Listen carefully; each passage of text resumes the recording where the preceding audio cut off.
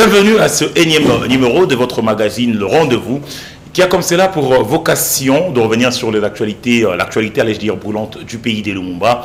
Alors, ce énième numéro va s'attarder sur l'entrepreneuriat. Vous savez, dans ce pays, les gens se plaignent toujours du manque d'emploi. Or, il y a ceux qui travaillent dans l'ombre, qui font un travail des titans. Et aujourd'hui, nous allons nous attarder là-dessus. Question de vous permettre d'avoir le B à bas dans ce domaine de prédilection qui vous permettrait non seulement de vous frayer votre chemin, mais aussi et surtout de découvrir le savoir-faire de Congolais qui ont travaillé qui n'ont ménagé aucun effort pour devenir ce qu'ils sont devenus aujourd'hui. Aujourd'hui, dans ce cadre de ce numéro de Le Rendez-vous, je reçois Arnaud Pombo Kaïba. Bonsoir et bienvenue. Bonsoir, monsieur le journaliste. Arnaud, pour ceux qui ne vous connaissent pas, vous êtes mécanicien à la base, un mécanicien en costume. Cela est possible? Oui, bien sûr. Un mécanicien n'est pas un sous-homme. Donc, un mécanicien c'est aussi une personne respectable dans la société.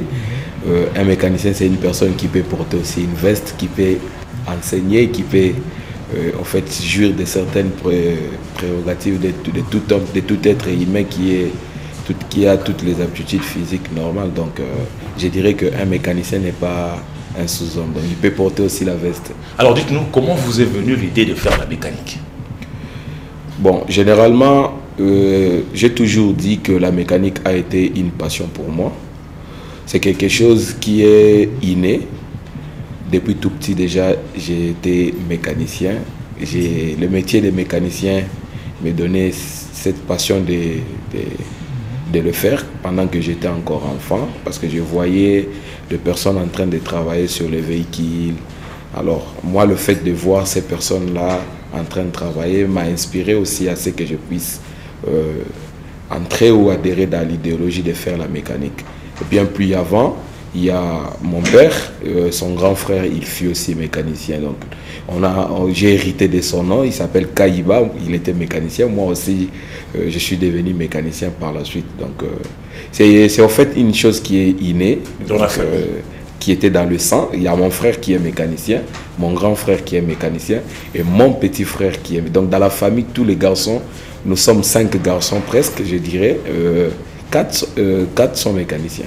Alors, vous sentez fier dans la peau de mécanicien? Oui, pour moi, la mécanique, c'est le plus grand métier. Donc, c'est le métier qui est le meilleur pour moi. Donc, il n'y a pas un autre métier qui est plus que la mécanique. Alors, la mécanique, il faut faire la démarcation. Quelle est la ligne de démarcation entre un mécanicien et un mécanicien professionnel? La différence, premièrement, entre un mécanicien et un mécanicien professionnel réside au niveau de l'instruction. Vous voyez, un mécanicien professionnel, c'est un mécanicien qui est instruit. Il a appris sur le banc de l'école et par après, il vient pratiquer. Donc, il sait concilier la théorie à la pratique. Ça, c'est un mécanicien professionnel. Mais un mécanicien de la rue ou un mécanicien simple, c'est un mécanicien qui a bénéficié d'une formation technique sans passer pour autant sur les bancs de l'école. Raison pour laquelle nous sommes en train de nous battre pour que nous ayons beaucoup plus de mécaniciens professionnels que de mécaniciens ordinaires. Avez-vous pu jongler dans ces deux paradigmes, c'est-à-dire être à la fois mécanicien de rue pour bien cerner la chose et devenir un mécanicien professionnel? Moi, je dirais que je suis un mécanicien professionnel dès le bas âge. Ça veut dire que j'ai fait des écoles techniques, j'ai commencé à apprendre la mécanique à l'école. Bien que l'âge que j'avais à l'époque ne me permettait pas encore d'affronter la mécanique. Parce que moi, j'ai commencé à être mécanicien déjà à l'âge de 10 ans, 11 ans, 12 ans. Il y a le maître Manga qui travaillait à côté de chez moi et j'ai parté de temps en temps faire le coup de main de la mécanique. Mais quand j'ai atteint l'âge de l'école, je suis allé me faire former dans le domaine de la mécanique à l'ITPK. J'ai appris toutes les notions possibles pour être un mécanicien professionnel. Et par après, je suis allé encore à l'ISTA pour aller approfondir dans le métier. J'ai fait plusieurs formations à l'INPP et à l'étranger. Donc, je dirais que je suis mécanicien professionnel depuis les bas âges. Mais j'ai eu à travailler avec des mécaniciens qui ne sont pas professionnels. Donc, il y a des maîtres et il y a des personnes avec qui nous avons travaillé qui ne sont pas passés par le banc de l'école pour apprendre la mécanique. Auprès de qui vous avez eu à piocher aussi certaines expériences? Exactement.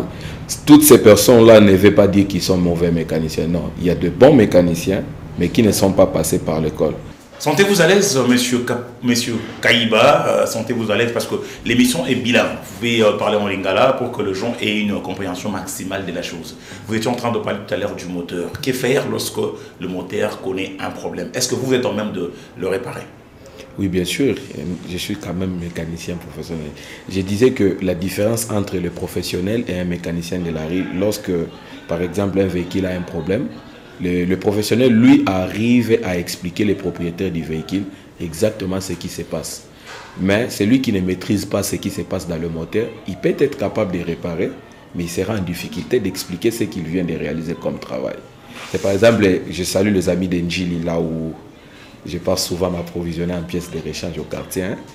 Il y a une fois, nous sommes allés chercher une pièce et j'ai trouvé un mécanicien, un bon mécanicien d'ailleurs. Alors, il était en train de réparer. Il a pris un papier, il a mis comme épaisseur entre le coussinet et le palier. Alors, moi je lui ai posé la question de savoir, mais pourquoi tu mets ces papiers-là? Le monsieur me répond, il me dit, généralement, on met ces papiers pour rattraper les jets entre le vilebrequin et le coussinet. Vous voyez, donc, si vous ne mettez pas ces papiers, vous n'allez pas avoir un bon résultat. Alors, le rôle que ces papiers jouent, c'est un rôle de surépaisseur pour rattraper la cote que le vilebrequin a perdue. Mais le monsieur ne sachant pas expliquer tout ça, parce qu'il n'est pas passé par les bancs de l'école, il voyait son maître mettre un papier. Alors lui aussi, il a copié les maîtres, il commence à mettre les papiers. Donc pour moi, je l'appellerais un petit robot, parce qu'il n'a fait que calquer, il n'a fait que copier ce que le maître faisait, sans pour autant demander. Mais un professionnel, lui, sait exactement ce qui se passe, et il met en pratique la partie théorie, et voilà, il a le résultat. Il sait aussi expliquer au propriétaire du véhicule ce qui s'est passé exactement. Donc, c'est en fait la grande différence entre un mécanicien professionnel et un mécanicien de la rue. Alors, bon, ça on parle du côté professionnel et de la rue. Est-ce qu'il vous arrive aussi de connaître des points? Parce que s'il y a un nouveau véhicule qui vient d'être livré dans le marché, parce qu'on est en train de parler à la fois en français et en lingala, s'il y a un nouveau véhicule qui vient d'être vendu, que vous n'êtes pas en mesure de connaître, qu'est-ce que vous faites généralement pour arriver à comprendre son fonctionnement? Le principe de fonctionnement, généralement la mécanique c'est une science, c'est comme on dit, la roue a été déjà créée. On ne fait que perfectionner la forme de la roue, mais la roue elle-même, elle ne peut plus changer. Elle reste circulaire et puis voilà, donc avec tous les détails. Alors qu'est-ce que font les constructeurs ou les concessionnaires? À chaque fois qu'il y a une nouvelle technologie, ils mettent en ligne ou bien à travers des formations, il met en disposition des techniciens pour qu'ils fassent la remise à niveau et soient capables de travailler ou d'exercer ou de réparer le véhicule ou la technologie qu'il a mis au point. Alors, de notre côté, par exemple, je sais que le moteur reste le moteur. Ce qu'on peut changer, par exemple, dans un véhicule, c'est le système, par exemple, le système d'allumage, le système d'alimentation. Là, on joue sur certains paramètres. Par exemple, on enlève la clé de contact, on met un bouton poussoir. Donc tout ça sont des choses qu'on rajoute. Alors, par rapport à tout ça, ça demande juste une remise à niveau. Mais si vous avez déjà le background, vous avez quand même une suffisance de connaissances par rapport à toutes ces choses, vous pouvez vous adapter. Et à travers des recherches, parce qu'il y a sur Internet, il y a plusieurs tutoriels qu'on a mis où vous pouvez vous faire former, où vous pouvez acquérir de nouvelles connaissances, donc ainsi de suite. Alors, il vous arrive aussi de connaître des difficultés, par exemple, pour réparer un moteur. Par exemple, un moteur qui a quitté tel mécanicien chez tel mécanicien, tel garage, jusqu'à atterrir entre vos mains. Le travail que nous faisons, mon maître me l'a toujours dit, il n'y a pas un super mécanicien. C'est juste qu'il faut respecter le principe et le prescrit de la mécanique. Il nous arrive aussi en tant qu'être humain de faillir, d'oublier. Par exemple, vous étiez en train de travailler sous stress, il y a un client qui était en train de vous appeler et vous vous déconcentrez et vous commettez une erreur, par exemple. Bien qu'en mécanique, les erreurs ne sont pas tolérables. Nous travaillons avec le système tolérance zéro. Mais en tant qu'être humain, il y a des fois nous commettons des erreurs. Vous pouvez commettre une erreur qu'un ami peut découvrir que l'erreur a été commise et lui, il répare. Par exemple, chez moi, au garage, il y a des véhicules qui ont fait 4 mois, 6 mois, une année dans d'autres garages. On part, on remorque le véhicule, on vient avec au garage, nous ouvrons le moteur, nous réparons et le véhicule peut de nouveau rouler. Donc ça ne fait pas de nous des super mécaniciens, mais au moins, nous avons respecté les prescrits de la mécanique et nous avons respecté les détails ou les procédés que demandent ces moteurs lors d'une réparation. Voilà. Alors, on va parler maintenant de l'entrepreneuriat. C'est-à-dire faire de la mécanique une clé de voûte du développement d'une famille, d'une commune, d'une communauté et pourquoi pas d'une population ou d'un peuple. Alors, tout récemment, vous venez de un trophée en rapport avec la mécanique. Alors dites-nous comment d'abord vous avez perçu la démarche de ceux qui vous ont remis les trophées, mais aussi et surtout le ressenti que vous avez eu à ce moment-là. Et puis nous allons parler de l'entrepreneuriat de manière beaucoup plus large. Merci pour cette question. Premièrement, je vais répondre sur la question du trophée. J'étais surpris moi-même. Parce que moi, parmi les ambitions que je me suis fixées, je me suis dit, je dois aider les gens. Aider les gens, ça veut dire leur permettre de se déplacer d'un point A jusqu'au point B. La majorité sont des travailleurs, des fonctionnaires de l'État. Alors, c'était une façon pour moi de contribuer au développement du pays. Donc, une personne qui est égarée en cours de route, qui ne sait pas arriver dans son bureau, il a des difficultés pour signer des dossiers qui peuvent être des dossiers cruciaux pour le développement du pays. Mais lorsque moi, j'arrive à donner ou à fournir mes services de réparation à cette personne qui est égarée, afin qu'il ne puisse pas trop traîner là où il a été égaré, qu'il regagne rapidement son bureau, c'est déjà une contribution pour l'État. Alors, tous les efforts que nous fournissons a été récompensé par Maxi Agency. Je ne les connais pas personnellement, c'est une agence événementielle qui organise des trophées et puis voilà. Ils m'ont contacté, ils m'ont envoyé le message que j'ai été sélectionné parmi les lauréats du prix. Alors, c'est un sentiment d'honneur pour moi et pour mon équipe. Ça montre que les efforts que nous sommes en train de fournir est reconnu par nos pairs, par les gens que nous arrivons à rendre ce service. Donc, nous nous sommes dit que ces trophées devaient être un signe de motivation pour que nous puissions encore faire davantage et servir davantage la population quinoise, pourquoi la population de la République démocratique du Congo en entier. Alors, qu'est-ce qui a fait que vous jetiez votre dévolu sur le gros cylindre, c'est-à-dire des véhicules énormes, je dirais même énormissimes? On regarde, lorsqu'on arrive au garage, on voit différents véhicules qui écument la place. On s'est dit, ben, écoutez, ce mécanicien doit être riche. La richesse, pour moi, c'est un état d'esprit. Pourquoi je me suis focalisé sur le véhicule de luxe et pas seulement sur le véhicule de luxe? Je me suis au fait distinguer par rapport au professionnalisme. Vous voyez, il y a des véhicules qu'on appelle par exemple le Fula qui vont à Libongo. Quand vous prenez ce véhicule pour les réparer, ça peut vous prendre toute une éternité. Vous voyez, mais le véhicule qui sont pimpants neufs, lorsqu'il est en problème, vous avez la facilité de les réparer, vous avez la facilité de donner la solution. Et le temps de réparation est réduit, mais vous pouvez gagner quand même plus. Vous voyez? Alors, dans ces termes-là, nous sommes des professionnels. Nous faisons qu'appliquer la technologie que nous avons apprise, par exemple, à l'étranger. Et les véhicules de luxe sont des véhicules de la nouvelle génération. Et les anciens véhicules sont des véhicules de la génération évoluée. Vous voyez? Vous avez des difficultés pour trouver des pièces de rechange. Cette technologie est en train d'être déclassée. Donc, pour nous, c'est un perte de temps et un manque à gagner pour le travail que nous faisons. On a besoin de maximiser les recettes pour permettre à payer les agents, à payer les taxes, à payer les loyers. Vous voyez, quand vous travaillez sur un véhicule 6 jours, vous n'arrivez pas à donner un résultat. C'est déjà un manque à gagner. Nous, on n'est pas des mécaniciens qui travaillent au coin parce que la fin du mois, il faut payer les loyers. La fin du mois, il faut payer les agents. La fin du mois, il faut payer le taxe, il faut payer toutes ces choses-là. Alors, quand vous n'arrivez pas à maximiser les recettes, ça veut dire que vous êtes mort. On risque de vous déguerpir dans la concession d'autrui où on est en train de louer.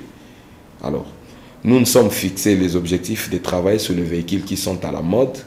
Et quand je parle de la mode, c'est les véhicules actuels, les véhicules électroniques, le véhicule à consommation hybride, etc. Hybride, tout ça. Ça nous permet de gagner aussi l'argent, ça nous permet aussi d'investir et de créer certains business parallèles par rapport à notre emploi. Donc tarder sur les réparations des véhicules anciens ne nous permet pas d'évoluer ou d'avancer. Alors, entrepreneur, est-il facile d'entreprendre ici en République démocratique du Congo? Entreprendre au Congo, le climat des affaires d'abord n'est pas propice pour que nous puissions réussir facilement. Il y a aussi la concurrence déloyale vis-à-vis de nos compatriotes expatriés et de nos frères expatriés qui viennent investir au pays et par rapport à nous. Donc je dirais que nous, on est des entrepreneurs par défaut. J'aimerais même ajouter que nous sommes entrepreneurs dans le sang. On a commencé à entreprendre dès qu'on était déjà tout petit. Alors, ce sentiment d'entreprendre ne nous est jamais quitté. Moi, je dirais que pendant que j'étais élève, je vendais du pétrole. Le soir, quand je quitte l'école, je rentre à la maison, je vends le pétrole. Et cet argent me permettait de subvenir aussi à certaines choses. Alors, c'est resté dans moi. Vous voyez, donc, c'est quelque chose qui est resté dans ma tête, dans le sang. Et je préfère être entrepreneur qu'être salarié. C'est-à-dire être créateur d'emploi que demandeur d'emploi. Donc c'est quelque chose déjà qui est inné dans nous. Donc je ne me vois pas ailleurs, je ne me vois pas travailler, être un salarié par exemple. Donc raison pour laquelle je dirais que si nous sommes en train de continuer à entreprendre, c'est parce que nous avons ce sentiment d'entreprendre. Mais sinon, le climat des affaires n'est pas propice. Il y a une litanie de taxes, voilà. Vous voyez les gens passer à tout moment. Il y a des taxes qu'on paye, peut-être 2 fois la même taxe. Les gens de l'environnement viennent, les gens de la santé. Donc, il y a beaucoup de... Vous croisez aussi les gens de la santé dans le domaine de la RH? Il y a à boire et à manger là-dessus, frère. Il y a la DGI, il y a la OCC. Donc, tous ces gens-là viennent, ils ne nous aident pas pour que nous puissions avancer ou nous puissions entreprendre et créer encore d'autres emplois ou avancer. Mais avec le moyen de bord, avec le dynamisme que nous avons opté, nous arrivons quand même à continuer à entreprendre. Et j'encourage toujours, et j'encouragerai toujours aussi ceux qui ont besoin de commencer à entreprendre ou de se lancer dans le domaine de l'entrepreneuriat. Ils vont se sentir libres. Il y aura des problèmes, mais la vie d'un entrepreneur, c'est donner la solution aux problèmes. Donc, ils sont là pour qu'ils puissent contribuer au développement du pays. Je les invite tous, j'invite à tous mes collègues qui sont entrepreneurs toujours à être résilients, à ne pas abandonner, malgré les pressions de l'État, malgré toutes les mauvaises choses qui nous arrivent lorsque nous entreprenons. Mais nous gardons quand même notre cap pour rester entrepreneur pour la vie. Mais c'est difficile pour Il vous est déjà arrivé d'être sollicité par une boîte pour de travailler pour sa part? Par exemple, quelqu'un qui tient, ou une entreprise étatique qui vient vous solliciter pour dire vraiment, écoutez, nous voulons vous avoir comme technicien chez nous pour que vous travaillez dans le sens à promouvoir ou mieux à faire les intérêts pour le camp de l'entreprise. Avant que je puisse créer mon entreprise, j'étais déjà quelque part. Je ne vais pas citer le nom de la boîte. J'étais déjà quelque part. C'est de là que j'ai eu le sentiment ou les moyens pour débuter avec mon business. Donc, jusqu'à aujourd'hui, j'ai continué à prester dans la boîte, mais en tant que consultant, bien sûr. Donc, ils ont essayé un peu d'adapter mon horaire de travail. Mais il y a d'autres boîtes qui ont eu à me contacter pour que je puisse travailler en temps plein chez eux. Et ma réponse était catégorique. Je leur ai dit, mais vous allez me payer combien? Parce que moi, avec votre chef, on a le même titre. Lui, il est directeur de la boîte, moi aussi, je suis directeur de ma boîte. Alors, vous voulez que je laisse ma boîte, je deviens son... À moins que si vous voulez que je puisse devenir partenaire de votre société, que je viens fournir mes services au sein de votre entreprise, comme ça, là, on sait qu'il y a le partenariat gagnant-gagnant avec vous-même engagé, c'est... Alors, dites-nous, partage-nous un peu votre expérience ou ton expérience. La boîte a été comment? Vous allez lancer la boîte avec combien comme budget de départ? Non, mais écoutez, moi j'ai commencé avec rien. J'ai commencé avec rien. Je me rappelle encore en 2019, quand j'ai eu l'initiative de lancer mon entreprise, il y a mon frère que je salue, John Diasonama, qui est actuellement mécanicien chez Trans Academia. Il y a Germain Iosa. Ce sont ces deux vieux-là que j'ai premièrement contacté pour que je leur dise l'idée que j'avais pour lancer la société. Boîte, oui. Et à l'époque, j'étais stagiaire. je n'étais pas encore engagé. Et quand j'ai obtenu mon engagement, 3 mois après, l'idée est venue pour que je commence le business d'Ateco. Je n'avais absolument rien. Quand je vous dis rien, Rien, déjà rien. rien. D'ailleurs, à l'époque, j'ai loué la maison à $20. Imaginez le loyer de $20 et vous allez lancer l'entreprise comme ça. Donc, j'ai pris les risques. Premièrement, parce que je croyais en moi. Et je suis tombé sur des gens qui ont cru en moi, qui savaient lire au fait ce que je valais. Vous voyez, ils m'ont dit, écoutez, ce que nous faisons, nous ne pouvons pas avoir des millions pour nous lancer. Donc, grâce à ce que nous avons comme talent, connaissance, nous pouvons gagner des millions, nous pouvons devenir des millionnaires. Alors lançons-nous dans la chose. Et les vieux m'ont donné courage, et m'ont encouragé, mais ils n'ont pas participé, ils n'ont pas voulu emboîter les pas ensemble avec moi. Et j'ai commencé à faire le porte-à-porte. Monsieur Ben a son véhicule, je viens vers Monsieur Ben, écoutez Monsieur Ben, moi je suis mécanicien. Si ton véhicule tombe en panne, tu peux m'appeler, je viens, je répare pour toi le véhicule. Sans pour autant que tu te déplaces vers chez moi, vers mon garage. Et quand je viens vers M. Ben, j'ai fait le travail. Il apprécie. Et il apprécie, il me paye. Et je garde cet argent-là. Je n'essaye pas de faire la folie comme tous les autres mécaniciens. Par après, j'ai 5-6 clients, 7, 8. Je rencontre Serge Tchani. Serge Tchani me recommande, je tombe sur Flory Mapamboli, Flory Mapamboli me recommande et du coup je tombe aux mains de plusieurs grandes personnes du pays. Et vous savez, quand vous avez des bonnes personnes qui sont déterminées à vous aider, quand je parle d'aider, ce n'est pas me donner l'argent, non. Ils me donnent le véhicule pour réparer et en réparant, je vais gagner maintenant de quoi me subvenir. Tout à fait. Et tellement que j'avais des ambitions, je ne voulais pas devenir un simple mécanicien. Je me disais toujours, je dois avoir mon entreprise. Ça, c'était resté inné dans ma tête. J'ai dit, je dois devenir chef d'entreprise et créer de l'emploi. Comment? Alors, j'ai commencé avec à épargner l'argent, à épargner le $20, les $10, les $15 qu'on me payait. Je ne voulais pas faire la folie avec comme les autres mécaniciens. Vous savez, c'est comme actuellement à Kinshasa, le mécanicien, quand il répare un véhicule, l'argent qu'il utilise, là, il met dans la poche, c'est son argent. Quand il arrive dans un bar, toutes les femmes sont pour lui, la boisson, il est au top. Et demain matin, il recommence encore. Oubliant que le métier que nous faisons, le métier de mécanicien ou d'entrepreneur, c'est comme le football.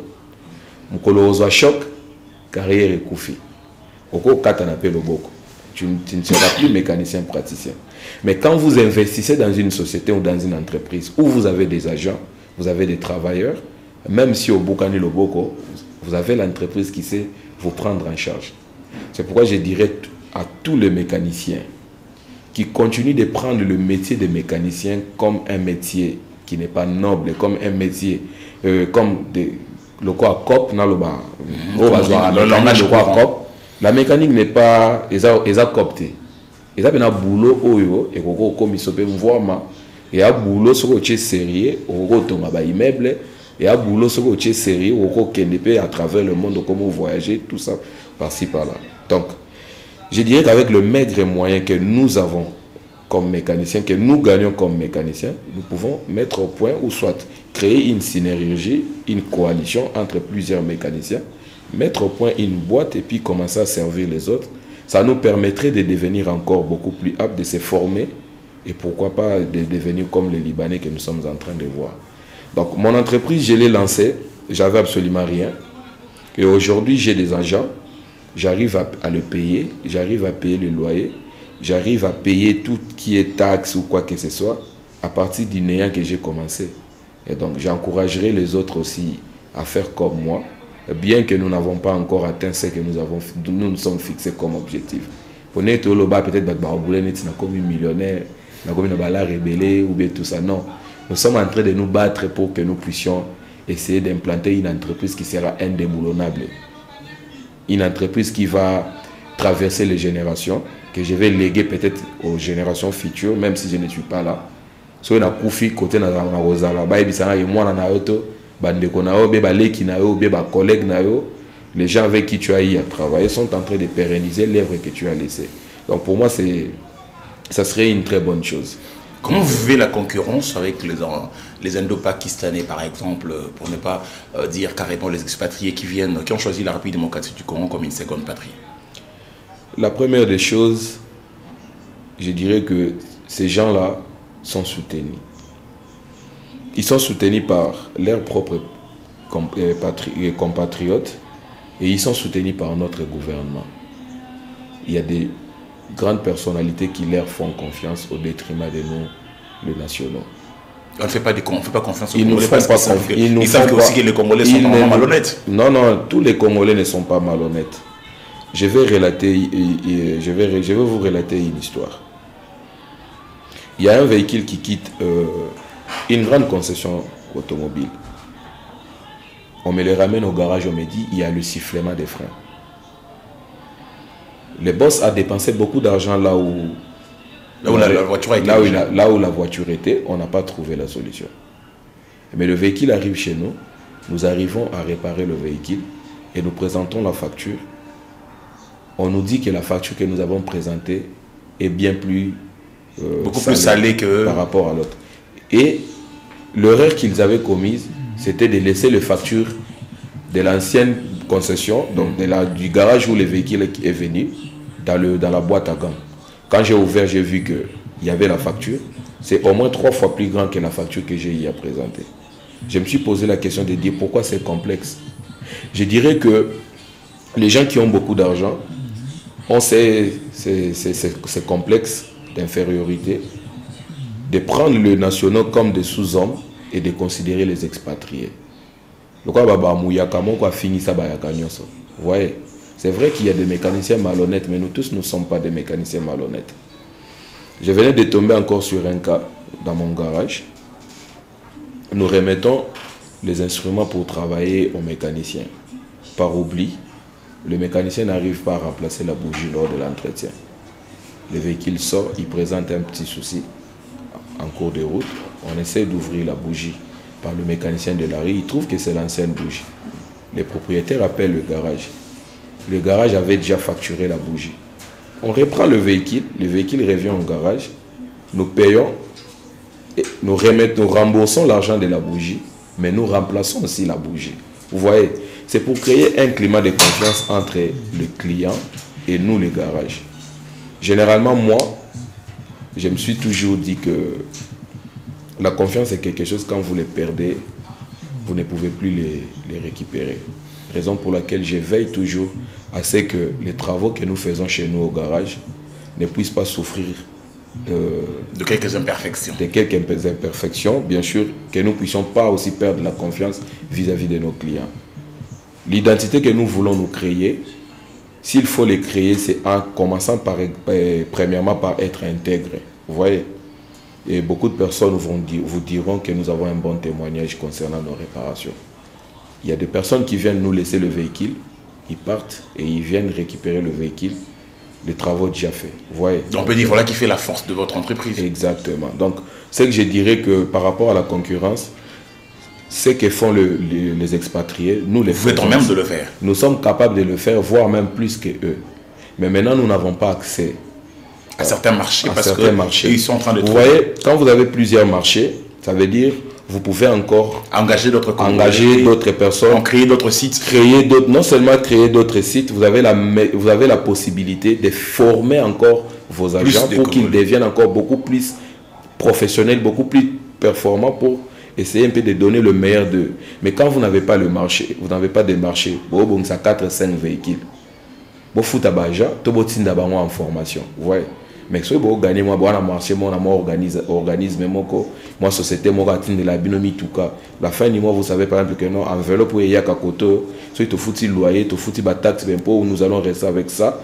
Nous pouvons améliorer la qualité du travail de nos techniciens. Bon, il y a un système hybride, na Japon, ou Mati Japon, il y a un Allemagne. Vous voyez, quand tous ces gens-là vont revenir avec la technologie, on sait encore qu'on fournit le meilleur Nabiso. Mais ceux qui ont un manque, il y a des moyens. Par exemple, Ngaï, na kenda ida komi kolela, ngamoko. Tant on a une technologie, na petit va comprendre. Mais ça ne suffit pas. La technologie est en train d'évoluer tous les jours. On doit encore continuer à se perfectionner. Donc, on a besoin, c'est que l'État soutenir Bisso, après ça, c'est un moyen, après ça, c'est un marché. À travers le marché, on a Bisso, on ne peut pas boucler la boucle sans parler de ce qui écume la partie orientale du pays, l'Est de la République démocratique. Vous savez que là-bas, il y a pas mal d'entrepreneurs dans ce coin de la République. Est-ce que vous avez une idée sur ce qui se passe à l'Est de la République démocratique du Congo et surtout dans le domaine entrepreneurial? Merci pour cette question. Je dirais d'ailleurs, je vais saluer les amis de Goma et tous ces coins-là parce que dernièrement, je venais de là, j'étais à Goma au mois de décembre et au mois de janvier. Moi, je vous dirais que la population de l'Est, c'est une population entreprenante. Ils sont forts dans l'entrepreneuriat. Pourquoi j'ai choisi faire un tour de l'autre côté? C'est pour essayer un peu d'apprendre le modèle entrepreneurial des gens de l'Est. Mais ce qui me fait mal, c'est que notre domaine de l'entrepreneuriat va de pair avec la paix. S'il n'y a pas la paix, on ne sait pas entreprendre. Même les missions que nous sommes en train de réaliser maintenant, vous savez que la guerre qui est à l'Est ne permet pas, peut-être ne va pas permettre à certaines personnes de s'intéresser par exemple de l'émission. Pourquoi? Parce que c'est comme la main qui est en train de souffrir. Vous devez d'abord chercher à traiter la main pour que donc je dirais qu'on ne peut pas entreprendre sans la paix. La population de l'Est, c'est une population entreprenante, mais ce qu'ils ont besoin, c'est juste la paix. Donc une fois qu'ils ont la paix, ils sont capables de relever n'importe quel défi. Donc je les encouragerai à rester toujours forts. Un jour, la paix va revenir dans ces coins-là et je crois... Ça va aller dans les bons sens. Merci Arnaud Pombo Kaïba d'avoir répondu à notre invitation. Vous savez, l'entrepreneuriat, la vraie politique, c'est également la politique entrepreneuriale pour que le jeune du Congo puisse avoir de quoi à mettre sous la dent. Et avant de boucler complètement la boucle, je vous accorde 30 secondes de questions de chuter pour que nous concluions cette session de le rendez-vous. Merci pour les secondes accordées. Moi, je dirais que le pays n'a pas besoin de beaucoup de politiciens. Le pays a besoin de plusieurs entrepreneurs pour que le pays puisse aller de l'avant. Je ne cesse de marteler en disant que les États-Unis et États-Unis aujourd'hui, grâce aux entrepreneurs, il y a beaucoup d'entreprises privées que des politiciens entrepreneurs. Mais au Congo, la différence, c'est que nous avons des entrepreneurs politiques au lieu d'avoir des entrepreneurs professionnels. Donc, voilà qui crée un plan dans l'aide du développement du pays. Exactement. Donc, le gouvernement doit beaucoup plus travailler à encourager les jeunes entrepreneurs pour que l'économie du pays soit aux mains des nationaux et que demain le développement du pays soit possible. Merci beaucoup. Alors nous voulons vous dire merci d'avoir accordé de votre temps afin de nous regarder. Nous avons toujours tendance à vous amener des gens qui sont à la manœuvre pour que vous ayez l'information de la première main. Quant à ce numéro, c'est ici que nous mettons un point final. Nous allons nous retrouver prochainement avec un nouvel invité. Question de parler toujours du bien de la République démocratique du Congo. Paix dans vos maisons.